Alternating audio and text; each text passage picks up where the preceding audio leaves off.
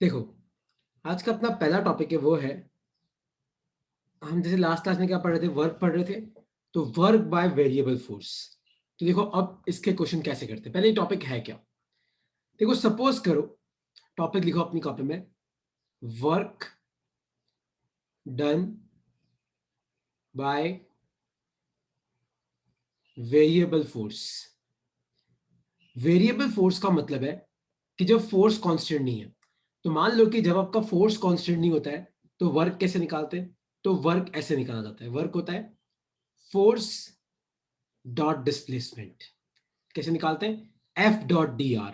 तो यहां पे आपको डॉट प्रोडक्ट करके निकालना पड़ता है, और यहां पे आप डिस्प्लेसमेंट को क्या पुट करोगे, डिस्प्लेसमेंट का हो जाएगा D x i cap plus D Y j cap. तो डी आर मतलब डिस्प्लेसमेंट है। मान लो कि एक्स में कितना चला डी एक्स और वाई में कितना चला डी वाई। तो डिस्प्लेसमेंट कितना हो जाएगा, D x i cap plus D Y ji cap.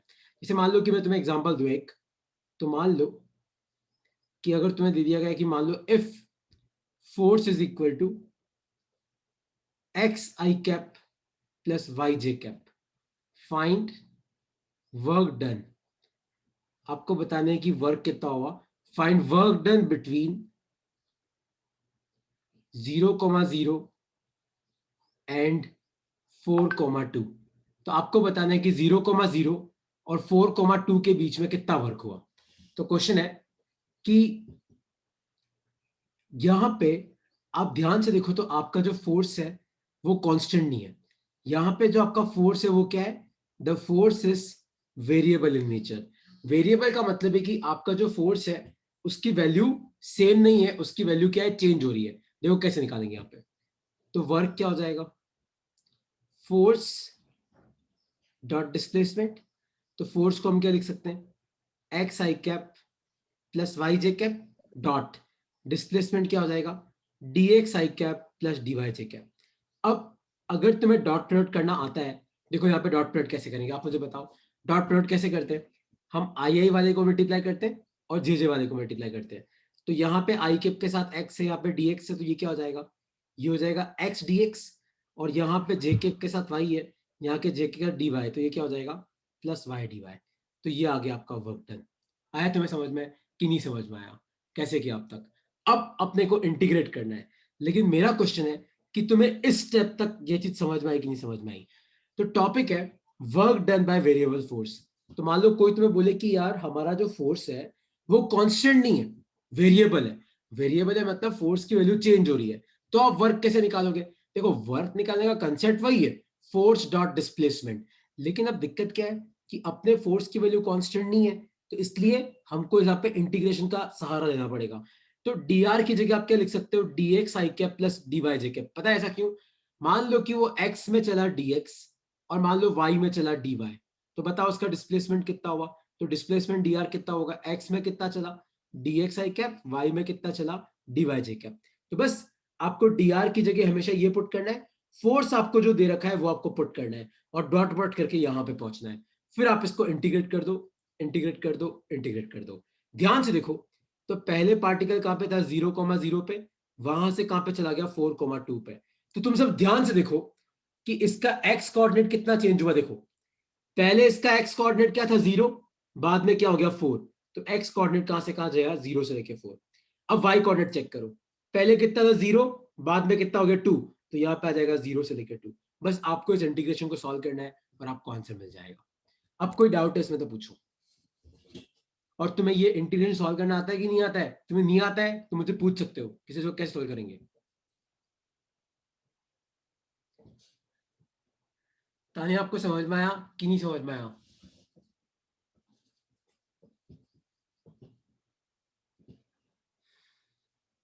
Yes sir. अच्छा मैं एक क्वेश्चन और दे रहा हूँ, तुम्हें समझ में आया, अच्छा है ना यार। तुम लोग तो बोलोगे नहीं, मैं तुम्हें समझा ही देता हूँ कि इसको सॉल्व कैसे करेंगे। देखो तुम बोलोगे नहीं, मैं समझा देता हूँ। एक्स डी एक्स 0 से लेके 4। तो अगर तुम लोगों को ये फॉर्मूला नहीं पता, तो x raised to power n d x का जो इंटीग्रेशन होता है वो होता है x n plus one upon n plus one. तो इंटीग्रेशन कैसे करते हैं, जो पावर है उसमें एक ऐड कर दो और नीचे वापस सेम चीज को लिख दो। तो यहाँ पे एक्स की पावर 1 है तो इंटीग्रेशन कितना हो जाएगा, x1 + 1 अपॉन 1 + 1 और 0 से लेके 4। ठीक है, तो कोई इंटीग्रेशन कितना हो गया, ये हो गया आपका x² अपॉन 2। तो लोअर लिमिट 0 है, अपर लिमिट 4 है। अब क्या करते देखो, पहले x की जगह अपर लिमिट पुट करो तो 4²/2 माइनस, फिर x की जगह लोअर लिमिट पुट करो 0²/2, तो इसको सॉल्व करोगे तो आपका आंसर आ जाएगा।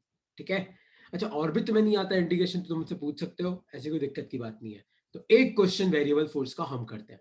ठीक है, तो क्वेश्चन लिखो अपनी कॉपी में, क्वेश्चन लिखो, इफ मान लो आपको जो फोर्स दे रखा है, if force is equal to x² i cap plus y³ j cap.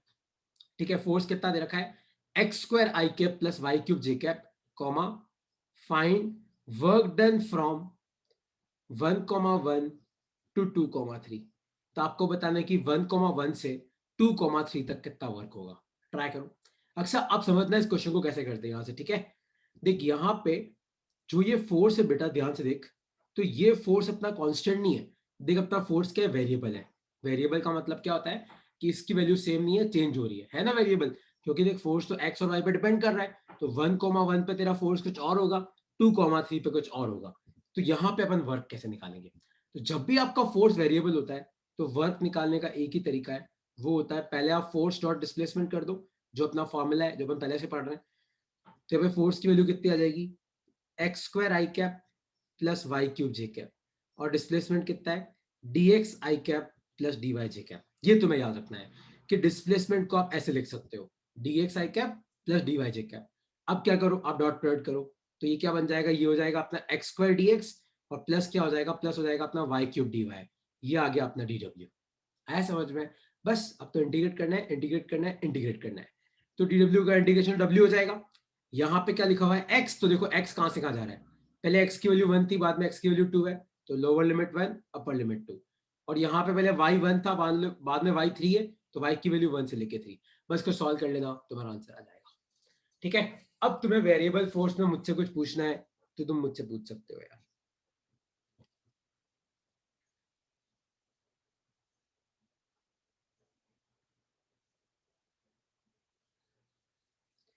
कोई भी डाउट है तो आप पूछ सकते हो।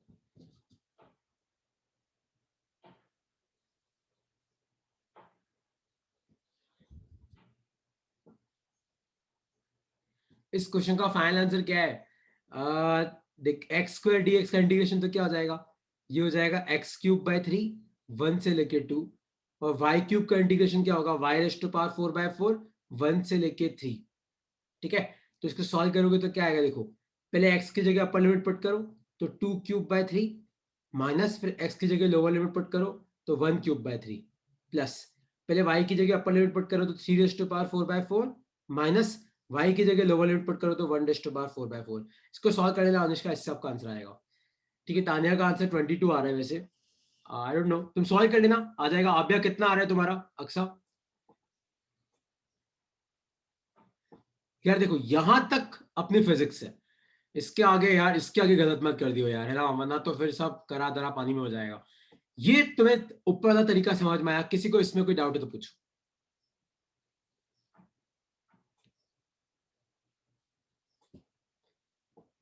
अभ्या कोई डाउट है इसमें?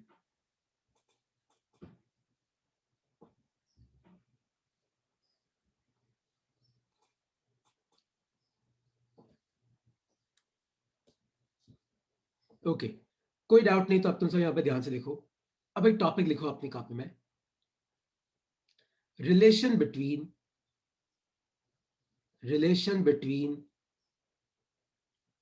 Force and potential energy. Relation between force and potential energy.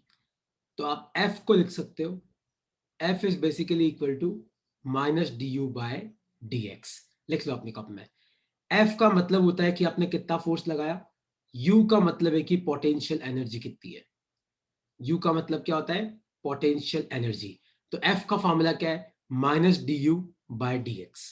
लिख लो एक बार इसको, अपनी कॉपी में। फिर इसके कैसे कैसे वैरायटी के क्वेश्चन आते हैं, फिर अपन उसकी बात करते हैं। एक बार लिख लो इसको अपनी कॉपी में।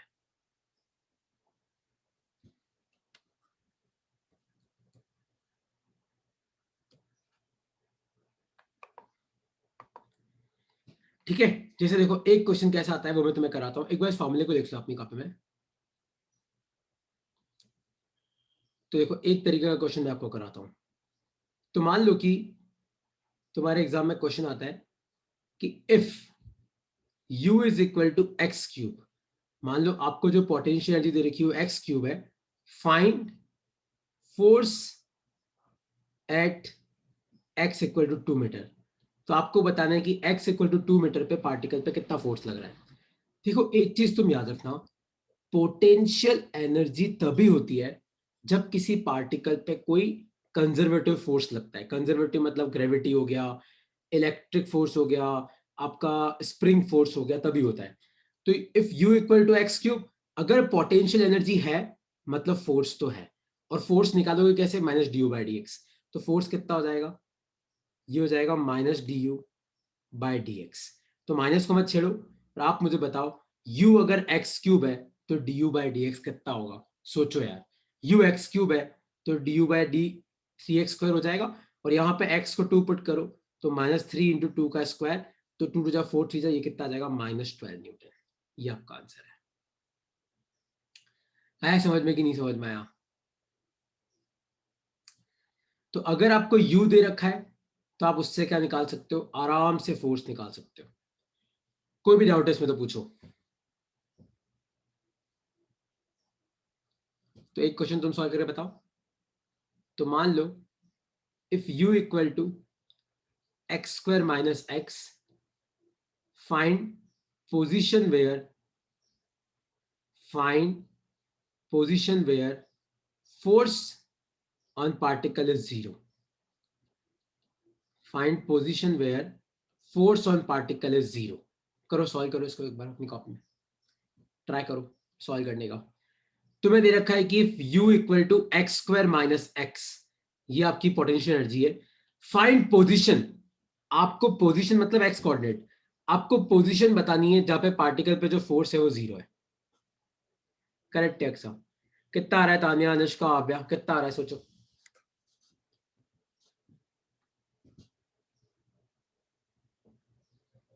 आ गया तुम सबका। तो तुम लोग समझ गए f बेसिकली होता क्या है, minus d u by d x. तो minus d u by d x करोगे तो x² का तो 2x, खाली x का 1 होता है, और फोर्स को 0 पुट करोगे तो x की वैल्यू कितनी आ जाएगी, हाफ। आया तुम्हें समझ में, कोई डाउट तो नहीं है।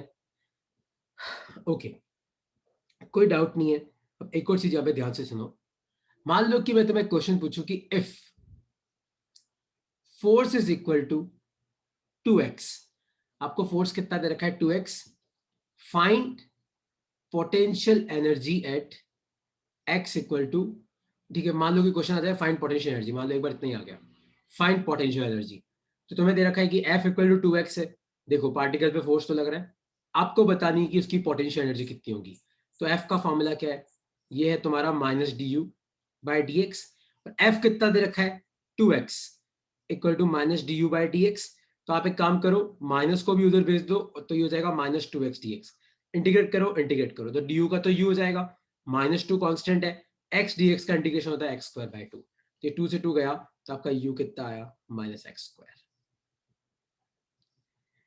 हाँ तुम लोग है ना प्लस माइनस का ध्यान रखना अक्सर, जैसे आप माइनस को खा रहे हो बार बार, यहाँ पे माइनस बहुत मैटर करता है, ठीक है। तो इस माइनस का तुम्हें ध्यान रखना है। तो माइनस में पुट करना, प्लस है तो प्लस में, एक बार लिख लो इसको, और इसमें कोई डाउट है तो मुझसे पूछो। सर आप एक बार वापस समझा सकते हो, देख अपने को एफ दे रखा है, इंटीग्रेट। एफ दे रखा है क्वेश्चन में, एफ इक्वल टू 2x, और मैंने पूछा है कि बताओ पोटेंशियल एनर्जी कितनी है, ठीक है। तो तुम्हें ये रिलेशन याद रखना है, कौन सा, F equal to minus d u by d x वाला, आपको ये रिलेशन याद रखना है, ठीक है। अब फोर्स कितना है 2x, यहाँ पे minus d u by d x, तो आपका जो टू डी एक्स है वो उधर चला जाएगा, माइनस भी उधर चला जाएगा, तो डी यू कितना आ जाएगा, -2x dx।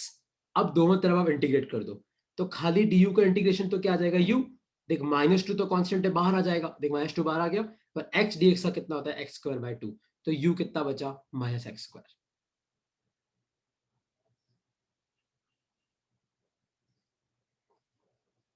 नहीं समझ में आया, क्या आ गया। सर आगे। ओके, एक क्वेश्चन तुम लोग कर लो अब। मान लो कि मैं तुम्हें क्वेश्चन बोलता हूं कि if f is equal to -2x³ find potential energy. Try करो।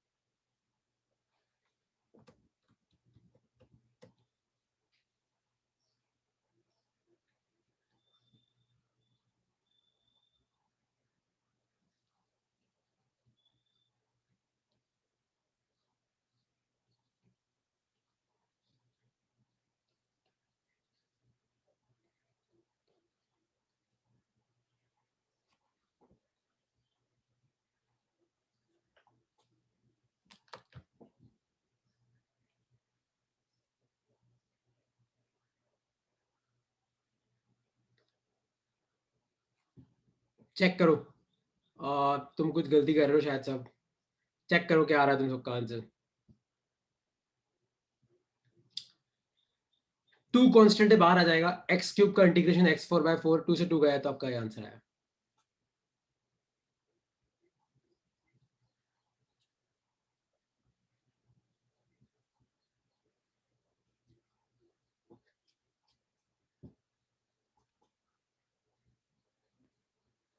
कोई भी डाउट है तो पूछो यार, अब है ना। किसी को कोई भी डाउट है तो क्लियर कर लो।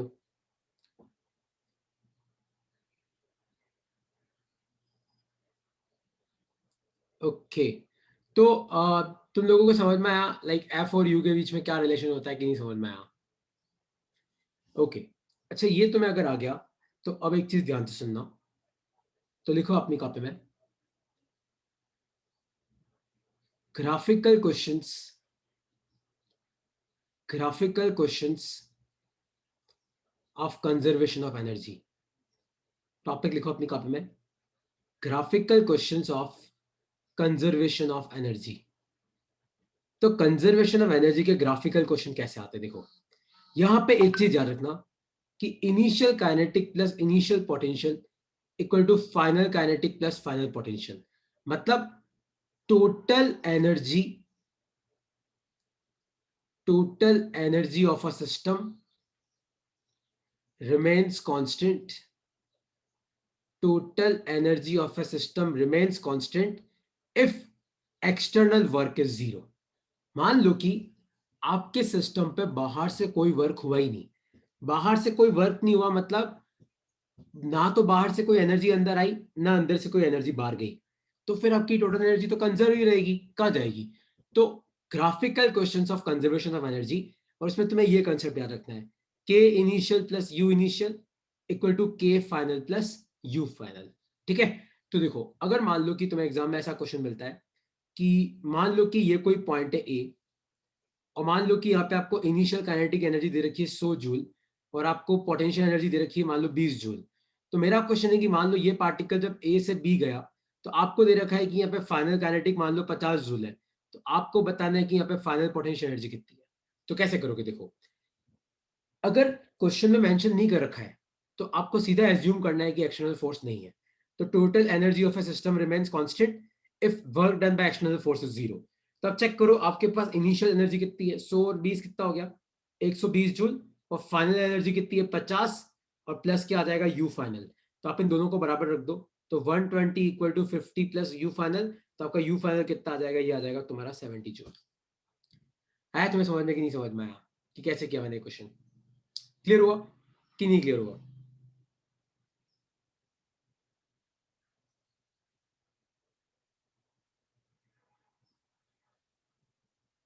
समझ में आया तुम्हें कि नहीं समझ में आया? जितनी एनर्जी पहले होगी बाद में भी उतनी होगी। तो आपको ये सम करना है। ठीक है। कोई डाउट है इसमें तो पूछो यार किसी को। और यहां पे एक कंसेप्ट याद रखना कि will be always greater than और इक्वल टू जीरो। आपकी काइनेटिक एनर्जी कभी भी नेगेटिव नहीं हो सकती। कैसे हो सकती है? देखो, काइनेटिक एनर्जी का फॉर्मूला होता है हाफ एम वी स्क्वायर, यही होता है half m v square. Half negative हो नहीं सकता, मास नेगेटिव हो नहीं सकता। अगर वेलोसिटी नेगेटिव है भी तो भी उसका स्क्वायर करके पॉजिटिव हो जाएगा। तो काइनेटिक एनर्जी हमेशा greater than equal to zero होगी। लेकिन पोटेंशियल एनर्जी जीरो हो सकती है या नेगेटिव भी हो सकती है, कैन बी नेगेटिव। तो पोटेंशियल एनर्जी तो आपकी नेगेटिव हो सकती है, काइनेटिक आपकी कभी भी नेगेटिव नहीं हो सकती, है ना। लिख लो एक बार इस कंसेप्ट को अपनी कॉपी में, K will be greater than equal to zero. आपकी काइनेटिक एनर्जी तो पॉजिटिव ही रहेगी, या जीरो या पॉजिटिव, लेकिन पोटेंशियल कुछ भी हो सकती है।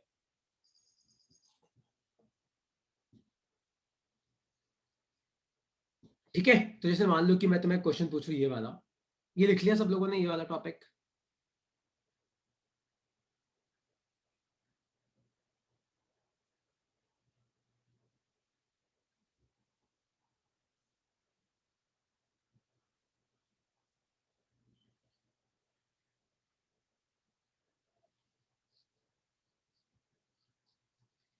तो kinetic energy will always be positive, but potential can be negative, है ना। पोटेंशियल नेगेटिव हो सकती है। तो अब ये क्वेश्चन तुम्हारे लिए ये रहा। तो मान लो कि क्वेश्चन है ये, if total energy if total energy of a system is 8 u naught, total energy कितनी 8 u naught, find kinetic energy at a comma b from graph। तो आपको मैं ग्राफ दे रहा हूं, आपको उस ग्राफ से मुझे क्या बताना है कि ए और बी पे काइनेटिक एनर्जी कितनी होगी। देखो,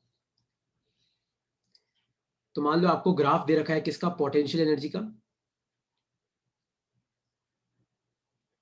और डिस्प्लेसमेंट का एक्स का। आपको ग्राफ ऐसा दे रखा है,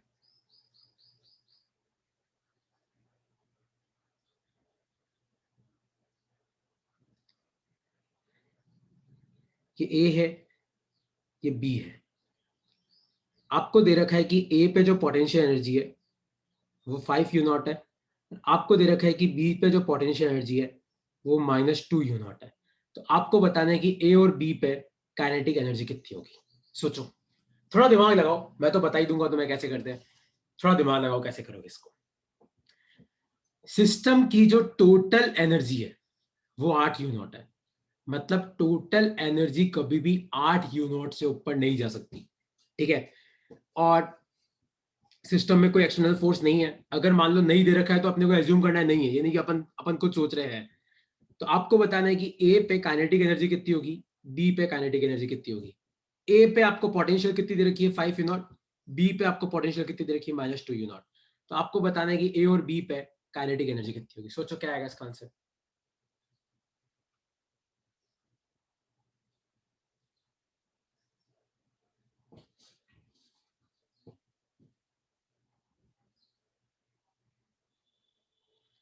कितना आ रहा है?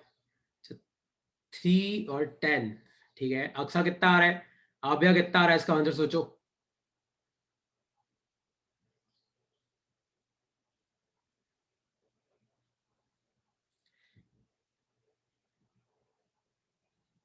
देखो, पहले अपन ए पॉइंट की बात करते हैं। टोटल कितना है 8 यू नॉट, पोटेंशियल कितना है 5 यू नॉट, और काइनेटिक अपने को नहीं पता एक्स, करेक्ट। तो एक्स कितना आ जाएगा 3 यू नॉट आ गया। अब बी की बात करते हैं। तो टोटल तो उतना ही रहेगा यार 8 यू नॉट। अब काइनेटिक कितना है नहीं पता, एक्स पोटेंशियल कितना है -2 यू नॉट, तो एक्स कितना आ जाएगा 10 यू नॉट। ये आपका आंसर है। आया तुम्हें समझने की नहीं समझ में आया? क्लियर हुआ? अब कोई डाउट है तो मुझसे पूछ सकते हो यार, कोई भी डाउट है तो मुझसे पूछ सकते हो।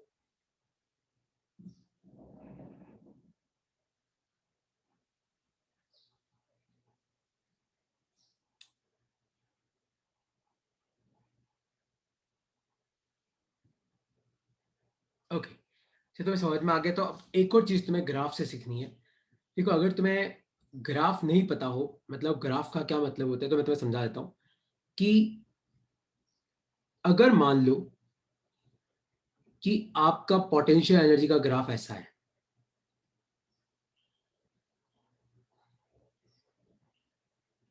इस तरीके से।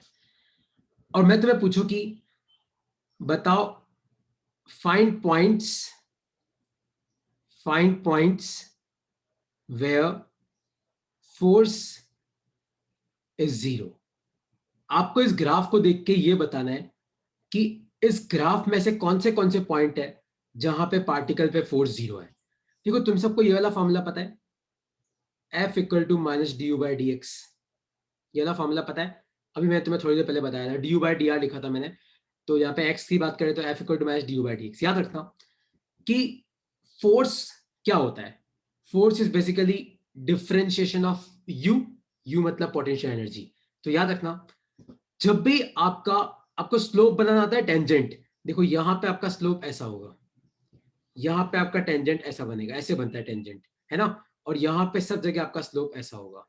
तो याद रखना यहां पे भी आपका फोर्स क्या होगा, जीरो होगा। यहां पे भी आपका फोर्स क्या होगा, जीरो होगा। और इन सब पॉइंट पे आपका फोर्स क्या होगा, इन सब जगह आपका फोर्स क्या होगा, जीरो। तो अगर पोटेंशियल एनर्जी कांस्टेंट है, ध्यान से देखो, एफ होता है minus d u by d x. तो अगर मान लो आपकी पोटेंशियल एनर्जी की वैल्यू कांस्टेंट है, तो किसी भी कांस्टेंट को अगर अपन डिफरेंशिएट करेंगे तो आंसर क्या आता है, जीरो आता है। तो ध्यान से देखो, इस पॉइंट से आगे आपकी पोटेंशियल एनर्जी का ग्राफ ऐसा सीधा जा रहा है, मतलब पोटेंशियल एनर्जी कांस्टेंट है, तो मतलब फोर्स क्या है, जीरो। यहां ऊपर ही ऊपर एक छोटी सी इंटरवल में आपका पोटेंशियल कांस्टेंट होगा, पोटेंशियल एनर्जी। तो यहां पे भी फोर्स जीरो है और नीचे भी आपका फोर्स क्या है, जीरो है। ऐसे पता करते हैं। आया समझ में कि नहीं समझ में आया। तो अगर आपके एग्जाम में ग्राफ आ जाए और पूछा जाए कि बताओ कौन से पॉइंट पे आपका फोर्स जीरो है, तो आप ऐसे टेंजेंट बना के देखना कि कहां पे आपकी जो लाइन है वो एक्स के पैरेलल है, कहां पे आपका स्लोप जो है वो एक्स के पैरेलल। जहां पे स्लोप एक्स के पैरेलल है मतलब वहां पे आपका फोर्स क्या है, जीरो। लिख लो इस कंसेप्ट को कॉपी में।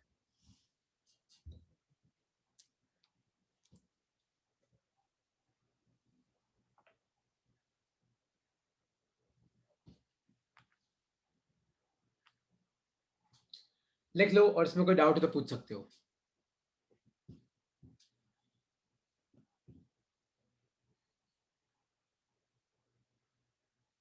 ठीक है, कोई भी डाउट है तो पूछो अब। अनुष्का वो तो अपने को निकालना पड़ेगा कि मैक्सिमम फोर्स कहां पे होगा। वो तो यार अपने को फोर्स निकाल के चेक करना पड़ेगा कि मैक्सिमम का है मिनिमम का है। वो अपन ग्राफ से नहीं निकाल सकते। हम लोग ग्राफ से ये निकाल सकते हैं कि मैक्सिमम पोटेंशियल एनर्जी का है, एक मैक्सिमम पोटेंशियल एनर्जी यहाँ है और मिनिमम पोटेंशियल एनर्जी यहाँ पे है।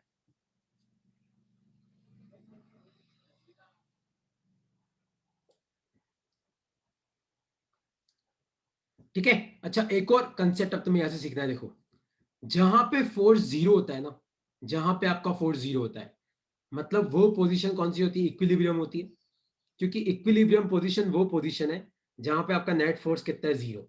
और नीचे भी फोर्स जीरो है तो इसको भी अपन क्या बोलेंगे, इक्विलिब्रियम पोजीशन। तो दोनों इक्विलिब्रियम है, लेकिन याद रखना यहां पे आपका अनस्टेबल इक्विलिब्रियम है और नीचे आपका स्टेबल इक्विलिब्रियम है। अब स्टेबल अनस्टेबल कैसे पता करते, देखो अगर फोर्स जीरो है तो मतलब इक्विलिब्रियम है। एक बात तो पक्की है कि अगर आपका फोर्स जीरो है मतलब इक्विलिब्रियम है। लेकिन याद रखना अगर फोर्स जीरो है और आपकी पोटेंशियल एनर्जी पॉजिटिव है तो मतलब आपका अनस्टेबल इक्विलिब्रियम है। और फोर्स जीरो है लेकिन मान लो पोटेंशियल एनर्जी नेगेटिव है तो मतलब आपका स्टेबल इक्विलिब्रियम है। आया समझ में, इसको भी लिख लो अपनी कॉपी में, इस कंसेप्ट को भी।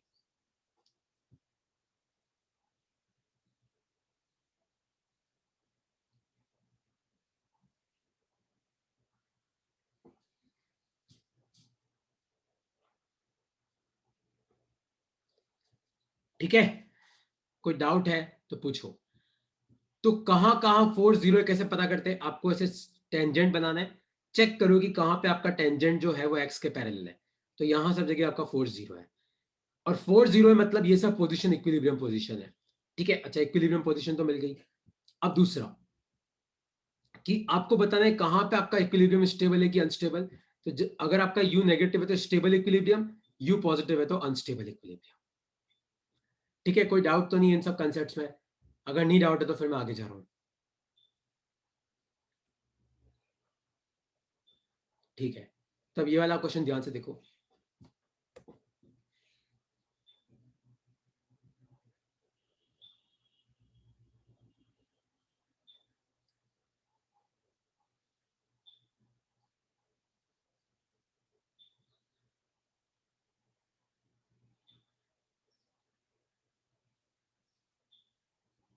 Find position of unstable equilibrium. आपको बताना है कि इस ग्राफ को देख के, u और x का ग्राफ है, कि कौन से पॉइंट पे ये अनस्टेबल इक्विलिब्रियम में है, ए, सी, डी, ई, बी। ट्राई करो, सोचो।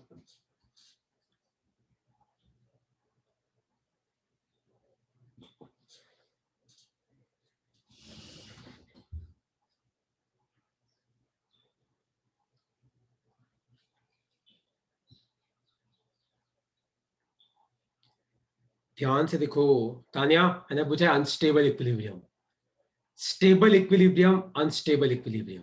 सोचो, अगर पोटेंशियल एनर्जी नेगेटिव होती है तो वो आपका स्टेबल इक्विलिब्रियम है, पोटेंशियल एनर्जी पॉजिटिव है तो आपका अनस्टेबल इक्विलिब्रियम है। देखो, एक तो इक्विलिब्रियम मतलब या तो ये पॉइंट होगा या ये पॉइंट होगा, मतलब या तो सी होगा या फिर आपका ई होगा। पर सी पे आपकी पोटेंशियल एनर्जी पॉजिटिव है तो अनस्टेबल इक्विलिब्रियम, ई पे स्टेबल, तो आपका आंसर क्या आएगा, सी आएगा। कोई भी डाउट है इसमें तो पूछो आप, ये कैसे करते हैं क्वेश्चंस में।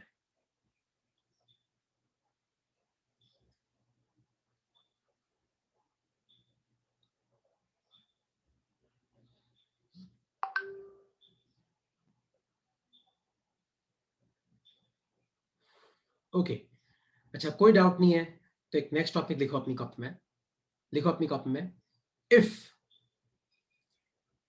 External work is equal to zero. मान लो कि बाहर, वन सेकेंड ना, एक्सटर्नल लिखना, if change in potential energy is equal to zero. मान लो कि सिस्टम की पोटेंशियल एनर्जी में कोई चेंज नहीं है, then work done by external force is equal to change in kinetic energy. लिख लो अपनी कॉपी में। तो इसका मतलब क्या है, देखो ये जो मैंने लिखवाया इसका मतलब समझना। देखो मान लो कि कोई सिस्टम है, मान लो मैं बोलता हूं कि सिस्टम में इनिशियल काइनेटिक एनर्जी 100 जूल है, इनिशियल पोटेंशियल एनर्जी 200 जूल है। ठीक है, मान लो कोई सिस्टम है, इनिशियल काइनेटिक 100 जूल है, इनिशियल पोटेंशियल 200 जूल है। और मान लो कि थोड़ी देर के बाद मैंने देखा, तो मैंने देखा कि यार काइनेटिक तो हो गई 200 जूल और पोटेंशियल हो गई 300 जूल, है ना। मान लो मैंने ये देखा, तो आप देखो कि सिस्टम में शुरू में कितनी एनर्जी है, 100 और 200 300, और सिस्टम में बाहर से कितनी एनर्जी है, बाद में कितनी है, 300 200 500 है। इसका मतलब हमारे सिस्टम की एनर्जी बढ़ी, और सिस्टम की एनर्जी तभी बढ़ सकती है जब सिस्टम पे एक्सटर्नल वर्क होता है। या फिर अपन ऐसे भी बोल सकते हैं कि सिस्टम की एनर्जी तभी घटती है जब एक्सटर्नल वर्क होता है, क्योंकि अगर एक्सटर्नल वर्क नहीं होगा तो टोटल एनर्जी कांस्टेंट रहती है। लेकिन यहाँ पे तो 300 की 500 हो गई, मतलब एक्सटर्नल वर्क कितना हुआ, 200 जूल। कितना हुआ, 200 जूल। तो बेसिकली हम लिखते हैं कैसे, इसको इस तरीके से लिखते हैं कि work done by external force is equal to change in kinetic energy plus change in potential energy. लेकिन मान लो कि मैं तुम्हें बोलूं कि अगर पोटेंशियल एनर्जी चेंज जीरो है, तो आप जो भी वर्क करोगे वो किस में कन्वर्ट हो जाएगा, काइनेटिक एनर्जी में, है ना। एक बार लिख लो इसको अपनी कॉपी में।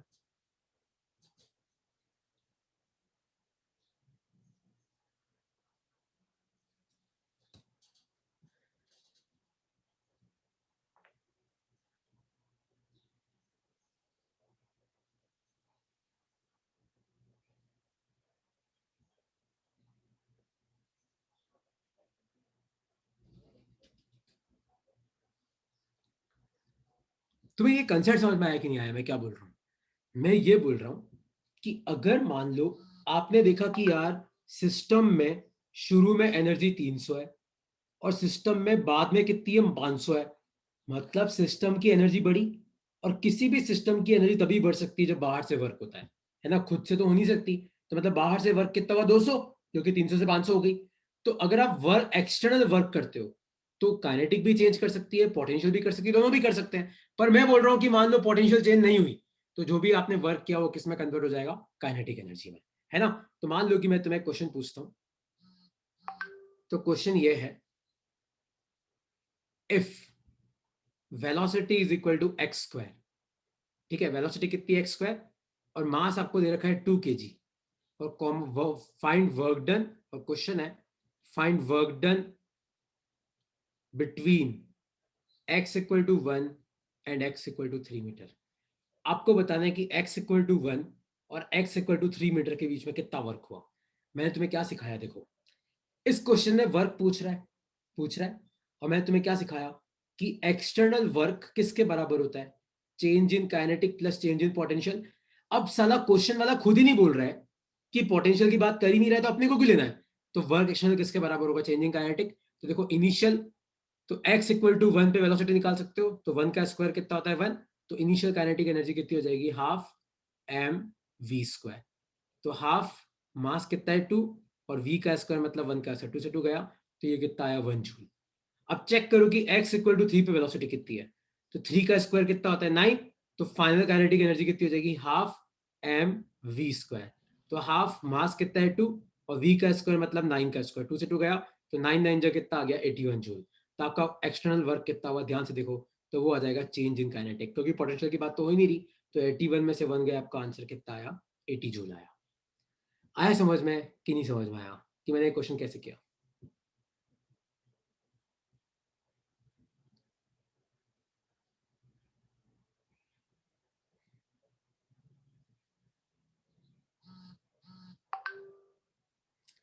कोई भी डाउट है इसमें तो पूछो।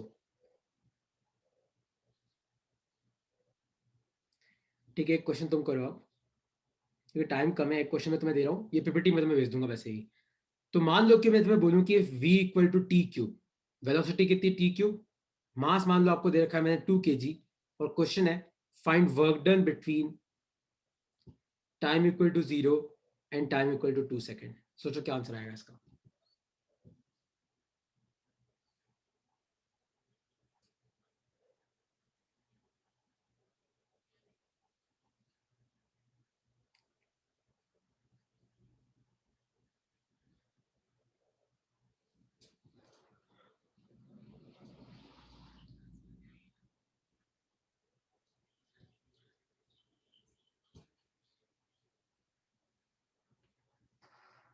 कितना आ रहा है देखो, टाइम 0 पे तो अपनी वेलोसिटी 0 है, वेलोसिटी 0 है तो इनिशियल काइनेटिक ही 0 है, बात ही खत्म हो गई। टाइम 2 पे वेलोसिटी कितना है 2 का क्यूब 8, तो फाइनल काइनेटिक एनर्जी कितनी हो जाएगी हाफ mv²। तो हाफ मास कितना है 2 और v का स्क्वायर, तो 8 का स्क्वायर, 2 से 2 गया तो कितना आ गया 64 जूल। ये आपका आंसर है। तो ज्यादा उलझना मत, है ना। अक्सर कोई डाउट तो नहीं है इसमें, कोई भी डाउट है तो पूछो यार आप। तो नेक्स्ट क्लास में हम करेंगे vertical circular motion, conservation of energy में, ठीक है। वर्टिकल सर्कुलर मोशन, ठीक है। और फिर अपन दूसरे टॉपिक से बढ़ेंगे। और कुछ डाउट है तो इसमें पूछो। मैंने तुम सबको शीट भेजी है, तानिया शीट भेजी, तुझे करनी पड़ेगी वरना सब भूल जाओगे आप, है ना। तुम सबको शीट करनी पड़ेगी वरना इन सबका कोई मतलब नहीं है, ठीक है। चलो ओके यार, बाय बाय। सर 12th की शीट ही भेजी आपने? किसकी? 12th की। 12th? हाँ सर, वो कल पढ़ा था जो पोटेंशियल एनर्जी वगैरह। अच्छा वो, अच्छा आभ्या, अरे मेरी आवाज नहीं जा रहा। अच्छा देखो 12th वाली शीट चाहिए, तुमने वर्क की कर ली पूरी?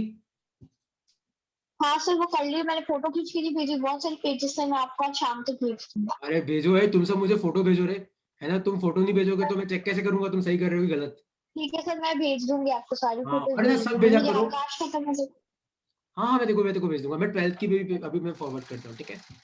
चलो ओके ठीक यार, है सर, बाय बाय। बाय।